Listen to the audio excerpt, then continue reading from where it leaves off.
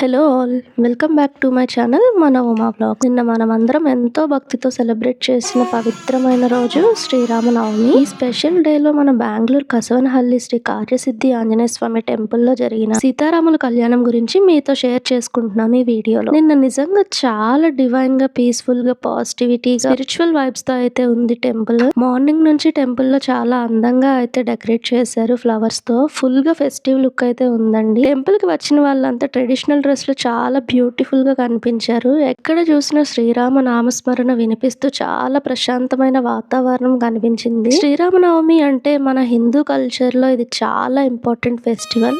And ఈ రోజు సీతారాముల కళ్యాణం చూడటం అంటే మన జీవితంలో శాంతి, సుఖం, సంపదలు కలుగుతాయని నమ్మకం. ఈ కళ్యాణం చూడటం అంటే ఆ దేవుని ఆశీస్సులు పొందినట్టే. మార్నింగ్ 10-10:30కి అయితే నేను టెంపుల్ కి వెళ్ళిపోయాను. అప్పటికే పూజ అయితే స్టార్ట్ అయిపోయింది. ఇంకా నేను కూడా పూజలోనే కూర్చున్నాను. పంతులు గారు అన్ని రిచువల్స్ చాలా పద్ధతిగా జరిపిస్తున్నారు. సీతమ్మ వారి తరపున, రామయ్య వారి తరపున కొన్ని జంటలను అయితే కూర్చోబెట్టారు. సీతారాముల విగ్రహాలను అయితే చాలా అందంగా డెకరేట్ చేశారండి. తర్వాత నిశ్చయ తాంబూలాలు మార్చుకున్నారు. తర్వాత కంకణాలు, బాసికాలు, తర్వాత కన్యాదానం, దండలు మార్చేటప్పుడు అయితే నాకు ఎంతో సంతోషంగా అనిపించిందండి. వాళ్ళు డాన్స్ చేస్తూ, ఆడుతూ దండల్ని సీతారాములకు వేశారు. తర్వాత తలంబ్రాలు, తర్వాత మాంగళ్య ధారణం, ఇలాంటి రిచువల్స్ అన్ని చాలా బాగా జరిపించారు. మాంగళ్య ధారణం మూమెంట్ అయితే చాలా ఎమోషనల్ గా, డివైన్ గా అనిపించిందండి. అందరూ చాలా సంతోషంతో సైలెంట్ గా అయితే కళ్యాణాన్ని చూస్తూ ఉన్నారు. తర్వాత హోమం స్టార్ట్ చేశారు. ఆ సమయంలో టెంపుల్ లో ఉన్న వైబ్ చెప్పాలంటే ఇట్ వాస్ బియాండ్ వర్డ్స్ అండి.